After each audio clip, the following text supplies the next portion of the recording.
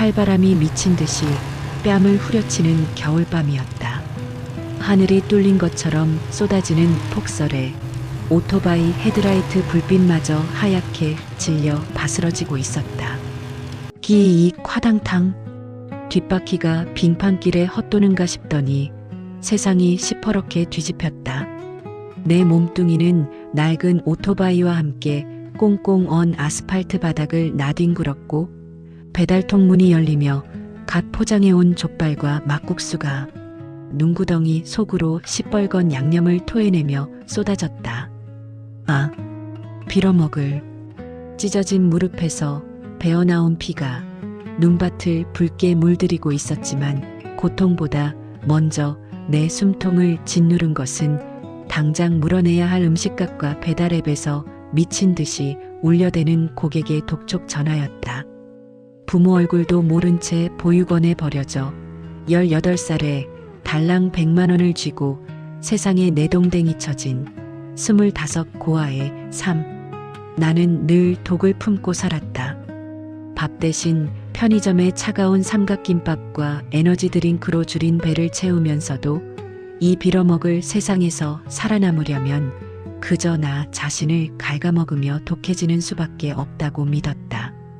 남들이 잠든 새벽까지 빗길과 눈길을 뚫고 배달콜을 잡아채며 악착같이 돈을 모았지만 내 삶은 밑빠진 독에 물 붓기처럼 늘 제자리 걸음이었다. 시간은 눈보라가 치는 이 참담한 아스팔트를 지나 며칠 전 내가 세상을 향해 가장 날선 저주를 퍼부었던 그 서글픈 단칸방의 밤으로 잠시 역류한다. 며칠 전 밤 나는 밀린 월세를 내고 텅 빈 통장 잔고를 보며 소주병을 벽에 집어던졌다. 왜 나만 이렇게 살아야 해? 왜 나만 이 차가운 바닥에서 개처럼 기어다녀야 하냐고. 아플 때 죽 한 그릇 끓여줄 사람 하나 없는 철저한 고립. 세상 모든 사람들이 따뜻한 불빛 아래서 가족과 웃고 있을 때 나는 늘 차갑고 축축한 어둠 속에 혼자 버려져 있었다. 내 혈관 속에는 피 대신 도끼와 원망만이 흐르고 있었다. 나를 버린 부모를, 그리고 나를 쓰레기 취급하는 세상을 언젠가 반드시 짓밟아 주리라 다짐하며 밤새 소리 없는 피눈물을 삼켰다. 눈보라가 몰아치는 텅 빈 교차로, 엎어진 오토바이 옆에서 나는 쏟아진 족발 용기를 주워 담으려다 기어이 참았던 울음을 터뜨리고 말았다. 흐아, 흑극. 무릎은 찢어져 피가 흐르고 손가락은 동상에 걸린 듯 뻣뻣하게 굳어 감각조차 없었다. 세상 그 누구도 이 눈구덩이 속에 처박힌 나를 거들떠보지 않았다. 지나가는 차들은 나를 비웃듯 눈보라만 끼얹고 사라졌다. 나는 아스팔트 바닥에 주저앉아 얼어붙은 두 손으로 얼굴을 감싸쥐고 짐승처럼 오열했다. 내 안에 마지막 남은 삶의 의지마저 이 차가운 눈밭 위에서 하얗게 바스러지는 것만 같았다. 그때였다. 끼익끼익. 눈길을 힘겹게 구르는 낡은 바퀴 소리가 내 귓가를 파고들었다. 흐려진 시야 너머로 몸집보다 3배는 더 큰 박스 더미를 실은 리어카 하나가 내 곁에 멈춰섰다. 겹겹이 주워 입은 듯한 낡은 스웨터, 비닐봉지를 더 씌운 헌 신발. 그 초라한 행색의 할머니가 굽은 허리를 절뚝이며 내 앞으로 다가왔다. 할머니의 얼굴은 깊게 파인 주름과 검버섯으로 가득했지만 나를 내려다보는 눈동자만큼은 참으로 맑고 깊었다. 아이고, 젊은 사람이 어쩌다 이리 험하게 다쳤누. 찌찌. 할머니는 거칠고 쭈글쭈글한 맨손으로 내 무릎에 묻은 눈을 툭툭 털어내 주었다. 그리고는 자신의 낡은 리어카 구석에서 칠이 다 벗겨진 투박한 구식 보온병 하나를 꺼내 들었다. 이거라도 마시고 속 좀 녹여. 안 그러면 얼어 죽어. 응? 할머니가 뚜껑을 열자 모락모락 피어오르는 하얀 김과 함께 구수한 둥글레차 냄새가 훅 끼쳐왔다. 그 낡은 보온병은 할머니가 이 매서운 겨울밤을 버티기 위해 품고 다니던 유일한 옹기였을 것이다. 나는 얼어붙은 손을 덜덜 떨며 그 보온병을 받아들었다. 따뜻했다. 내 25해 인생에서 단 한 번도 느껴보지 못한 될 것 같이 뜨겁고 먹먹한 온기였다. 할머니는 말없이 내 언손을 두 손으로 꼭 쥐어주었다. 당신의 손도 얼음장처럼 차가웠지만 그 투박한 마찰음 속에서 나는 세상이 나를 온전히 안아주는 듯한 기묘한 위로를 받았다. 할머니는 주머니를 한참 뒤적이더니 꼬깃꼬깃하게 접힌 1,000원짜리 지폐 3장을 꺼내 내 점퍼 주머니에 찔러 넣어주었다. 배달하다 엎어진 것 같은데 이걸로 상처에 바를 연고라도 사. 젊은 사람이 밥은 거르지 말고 꼭 챙겨 먹고 다녀야지. 응. 세상이 아무리 추워도 속이 따뜻하면 다 버틸 수 있는겨. 폐지를 주어 전 재산일지도 모를 그 3,000원. 할머니는 내가 고맙다는 인사를 할 틈도 없이 다시 굽은 허리로 리어카 손잡이를 쥐고 묵묵히 눈보라 속으로 절뚝이며 걸어갔다. 나는 할머니가 멀어지는 뒷모습을 보며 김이 모락모락 나는 낡은 보온병을 가슴에 품은 채 엉엉 소리 내어 울었다. 아스팔트 바닥에 시린 한기가 뼈를 깎아내는 듯했지만 내 가슴 속에서는 그 낡은 보온병에서 퍼져나온 뜨거운 불씨 하나가 내 안에 지독했던 도끼를 조용히 아주 조용히 녹여내리고 있었다. 나의 텅 빈 삶에 기적처럼 찾아온 나의 첫 번째 난로였다. 그날 밤 낡은 보온병에 담겨있던 미지근한 둥글레차 한 모금이 내 피 속에 퍼져있던 지독한 화기를 어떻게 씻어냈는지 나는 아직도 명확히 설명할 길이 없다. 다만 한 가지 확실한 것은 그날 이후 내 배달 오토바이의 궤적이 묘하게 바뀌기 시작했다는 것이다. 나는 배달콜이 뜸해지는 새벽 2시 무렵이면 어김없이 산동네의 가장 가파른 골목길을 서성거렸다. 콜을 잡기 위해서가 아니었다. 칠흑 같은 어둠 속에서 집채만 한 폐지 더미를 싣고 헐떡이며 비탈길을 오르는 그 낡은 리어카의 바퀴 소리를 찾기 위해서였다. 끼익끼익. 골목 어귀에서 그 고단한 마찰음이 들려오면 나는 오토바이 시동을 끄고 헤드라이트를 끈 채 조용히 어둠 속으로 스며들었다. 그리고 굽은 허리로 땅만 보며 리어카를 끄는 할머니의 등 뒤로 다가가 아무 말 없이 두 손으로 리어카 뒷부분을 꽉 쥐고 내 체중을 실어 힘껏 밀어 올렸다. 아이고, 오늘따라 리어카가 와 이리 가벼운고. 할머니는 뒤에서 누군가 밀어주고 있다는 사실은 꿈에도 모른 채 그저 오늘은 운수가 좋은 날이라며 혼잣말을 웅얼거렸다. 나는 행여나 거친 숨소리가 들릴까봐 입술을 꽉 깨물고 종아리 근육이 터질 듯한 고통을 참아내며 산동네 꼭대기 고물상 앞까지 리어카를 밀어 올렸다. 할머니가 이마에 땀을 훔치며 뒤를 돌아볼 즈음이면 나는 이미 골목 모퉁이 어둠 속으로 재빨리 몸을 숨긴 뒤였다. 돈 한 푼 생기지 않는 헛수고였다. 새벽에 매서운 칼바람에 땀이 식으며 온몸이 사시나무처럼 떨렸지만 이상하게도 내 가슴 깊은 곳에서는 참으로 오랜만에 뭉클하고 벅찬 온기가 피어올랐다. 누군가에게 쓸모있는 존재가 되었다는 것. 이 차가운 세상에서 나도 누군가의 무거운 짐을 아주 잠시나마 덜어줄 수 있다는 그 낯선 감각이 나를 숨쉬게 만들었다. 하지만 할머니는 내 생각보다 훨씬 더 지혜롭고 눈썰미가 좋은 분이었다. 어느 날 새벽 배달을 마치고 편의점 앞에 세워둔 내 오토바이로 돌아왔을 때였다.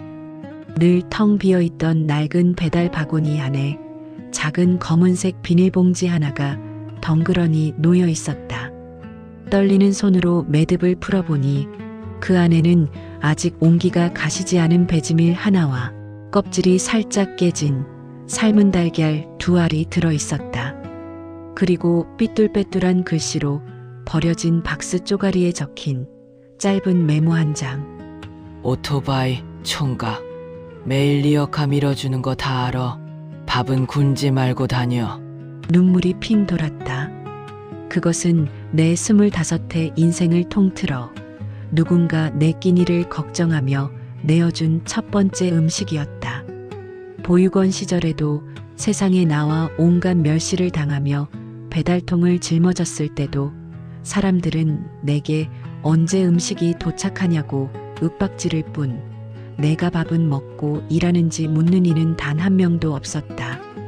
나는 차가운 편의점 앞 플라스틱 의자에 주저앉아 목이 메어오는 것을 억누르며 삶은 달걀의 껍질을 벗겼다. 소금도 없이 입안으로 밀어넣은 달걀은 너무도 팍팍해서 자꾸만 목구멍에 걸렸지만 나는 꾸역꾸역 그것을 씹어 삼키며 짐승처럼 소리 없이 울었다.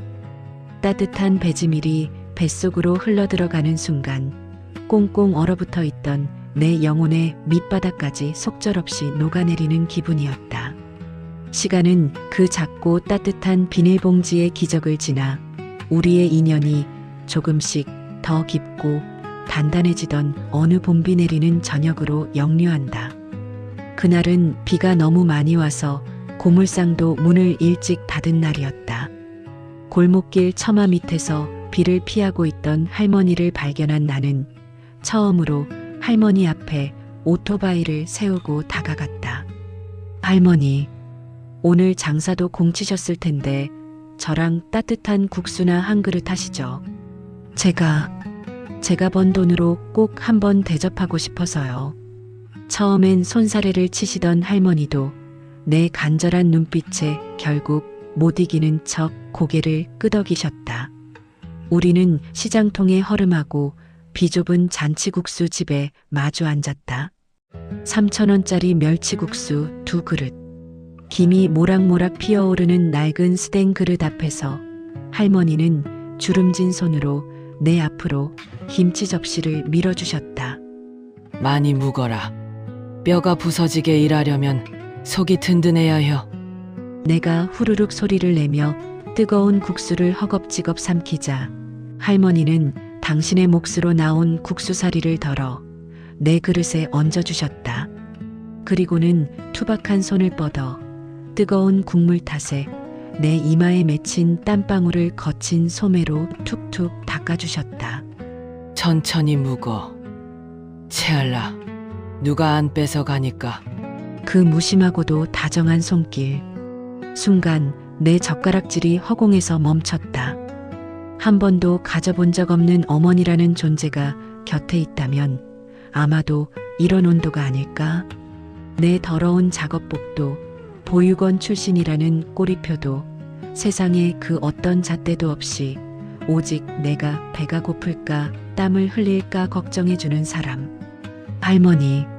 나는 고개를 푹 숙인 채 멸치국수 국물 위로 뚝뚝 떨어지는 눈물을 감추려 애썼다.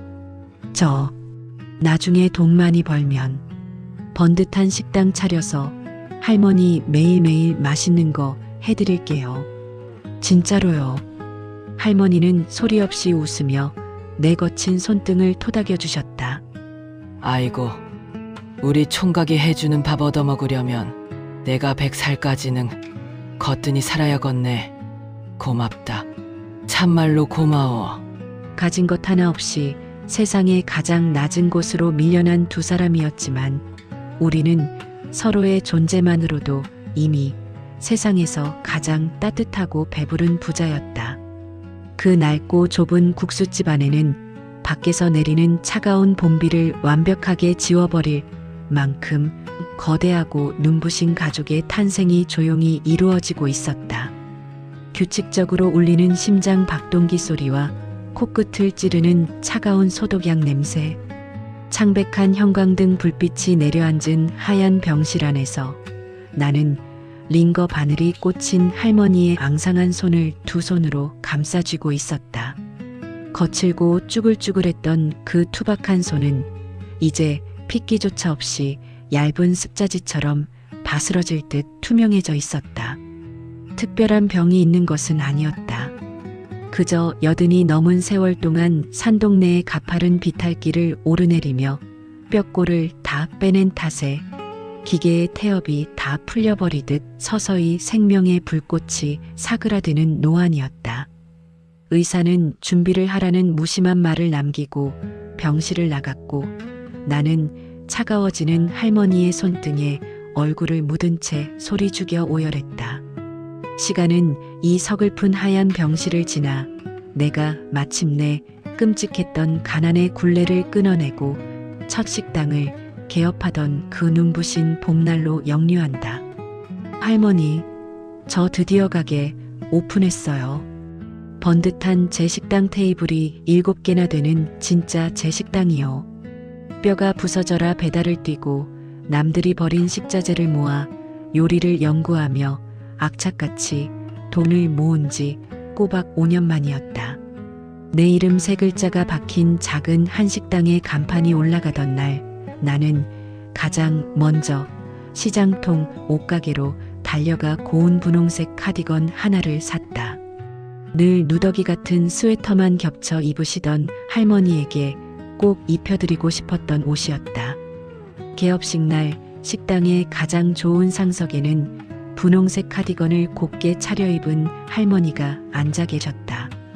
내가 밤새 육수를 끓이고 빚어낸 최고급 갈비탕 한 그릇을 내어드리자 할머니는 숟가락을 들 생각은 하지 않고 식당 안을 둘러보며 아이처럼 눈물만 훔치셨다. 아이고, 우리 총각이 우리 새끼가 기어이 해냈네. 장하다. 참말로 장여. 내가 이승에서 이리 좋은 대접을 다 받아보고. 할머니, 이제 리어카는 절대 끄시면 안 돼요. 제가 매일매일 이 세상에서 제일 맛있는 고기 반찬, 따뜻한 밥 해드릴 테니까 할머니는 그냥 제 옆에서 편하게 오래오래 호강만 하시면 돼요. 알겠죠? 할머니는 잇몸을 드러내며 환하게 웃으셨다. 그것은 내 인생에서 가장 찬란하고 배부른 봄날이었다. 내 식당은 정갈한 맛과 푸짐한 인심으로 금세 입소문이 났고 나는 드디어 세상의 번듯한 사장님으로 자리 잡기 시작했다. 이제 할머니를 내 호적에 올리고 따뜻한 아파트에서 모실 일만 남았다고 믿었다.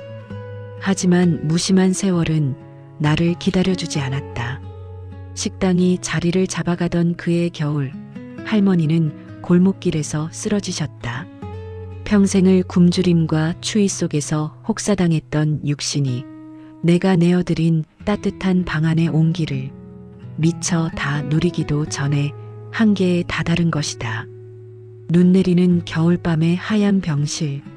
나는 코에 산소줄을 꽂은 채 가쁜 숨을 몰아쉬는 할머니의 곁을 지키고 있었다. 할머니, 제가 돈 많이 벌었는데 이제 매일 고기 반찬 사드릴 수 있는데 왜 이렇게 누워만 계세요? 눈 좀 떠보세요. 네. 나는 부서질 듯 마른 할머니의 어깨를 끌어안고 짐승처럼 울부짖었다. 이 빌어먹을 세상은 왜 이리도 잔인한 것일까? 왜 내가 무언가를 해드릴 수 있을 만큼 번듯해졌을 때 나의 유일한 하늘이자 가족인 할머니는 내 곁을 떠날 준비를 하시는 걸까? 그때 의식을 잃은 줄만 알았던 할머니의 앙상한 손가락이 미세하게 움직이더니 내 거친 손등을 아주 느릿하게 쓰다듬었다. 울지 마라. 우리 새끼. 따뜻한 방에서 번듯하게 사는 거 봤은 게 나는 인자원이 없어. 산소 마스크 너머로 새어나오는 할머니의 쉰 목소리에 나는 가슴이 갈기갈기 찢어지는 듯했다. 아니에요, 할머니. 안 돼요. 저 혼자 두고 어디 가시려고요. 저 아직 할머니한테 받은 거 반의 반도 못 갚았단 말이에요. 할머니는 흐려지는 동공으로 나를 가만히 올려다보시더니 희미한 미소를 지으셨다. 총각아, 배달 가야지. 밥은 거르지 말고. 할머니의 시계는 여전히 눈보라가 치던 그 가난하고 시렸던 옛 시절의 골목길에 머물러 있었다.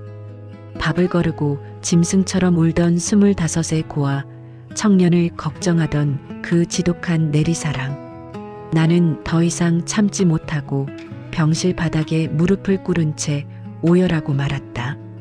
며칠 뒤 창밖으로는 내가 오토바이에서 뒹굴었던 그 참담했던 밤처럼 하늘이 무너져 내릴 듯 굵은 한방눈이 펑펑 쏟아지고 있었다. 나는 번듯한 최고급 코트를 차려입고 한 손에 작은 쇼핑백을 든 채 병실 문을 열고 들어섰다. 할머니는 이제 눈을 뜨는 것조차 버거워하셨지만 내가 들어서는 기척을 느끼고는 희미하게 입꼬리를 올리셨다. 나는 침대 곁에 의자를 당겨 앉고 쇼핑백 안에서 물건 하나를 조심스레 꺼냈다. 그것은 다름 아닌 칠이 다 벗겨지고 곳곳이 찌그러진 낡은 구식 보온병이었다. 수년 전 내가 아스팔트 바닥에 처박혀 세상을 저주하며 울부짖고 있을 때 할머니가 언손을 호호 불며 내게 건네주었던 바로 그 보온병. 나는 할머니가 쓰러지시던 날 리어카 구석에 뒹굴던 이 보온병을 남몰래 챙겨두었었다. 할머니, 제가 오늘 세상에서 제일 맛있는 거 끓여왔어요. 눈도 오고 엄청 추운데 이거 드시고 속 좀 녹이세요. 나는 덜덜 떨리는 손으로 낡은 보온병의 뚜껑을 열었다. 모락모락 피어오르는 하얀 김. 하지만 이번에 그 안에서 풍겨 나오는 것은 미지근한 둥글레차가 아니었다. 내가 새벽 시장을 돌아 가장 실한 전복을 사다가 밤새 가마솥 앞에서 정성껏 저어 끓여낸 진하고 고소한 전복죽이었다. 나는 숟가락으로 죽을 조금 떠서 호호 불어 식힌 뒤 할머니의 갈라진 입술 사이로 조심스레 밀어 넣었다. 어때요, 할머니? 맛있죠? 제가 끓인 거예요. 할머니는 눈을 감은 채 아주 천천히 그리고 아주 달게 그 죽을 오물오물 삼키셨다. 그리고는 앙상한 손을 들어 허공을 더듬으셨다. 나는 내 손을 뻗어 할머니의 두 손을 꼭 쥐어드렸다. 그날 밤 할머니는 낡은 보온병으로 나의 언손과 차갑게 얼어붙은 심장을 녹여주었다.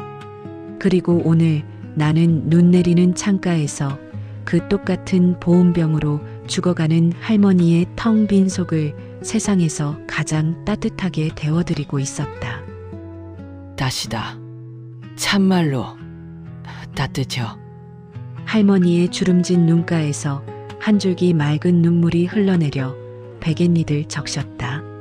나 역시 할머니의 손등 위로 쉴 새 없이 뜨거운 눈물을 떨구고 있었다. 할머니, 고마워요. 그날 밤 저 살려주셔서, 저한테 밥 먹으라고 해주셔서, 저를 사람으로 살게 해주셔서 정말 고마워요, 할머니. 창밖에 매서운 눈보라가 유리창을 거칠게 때렸지만 하얀 병실 안은 세상 그 어떤 곳보다 눈부시고 따뜻했다. 가진 것 하나 없이 벼랑 끝에서 만났던 두 사람. 우리는 서로가 서로에게 기적이었고 얼어붙은 세상을 버티게 해준 단 하나의 영원한 난로였다. 낡은 보온병에서 피어오르는 하얀 김이 할머니의 평온한 얼굴 위로 따뜻하게 흩어지고 있었다. 스방극장 구독, 좋아요 부탁합니다.